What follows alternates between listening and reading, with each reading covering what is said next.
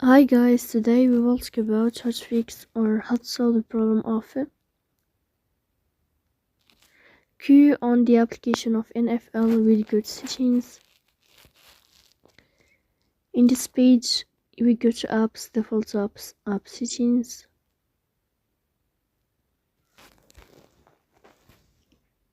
On above, we will search about NFL.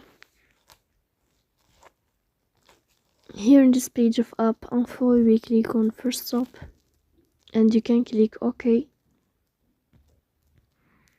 Here you will enter to the window of storage.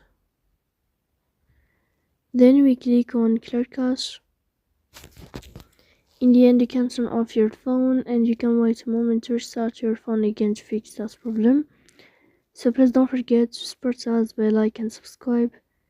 See you next time in another video, and thank you.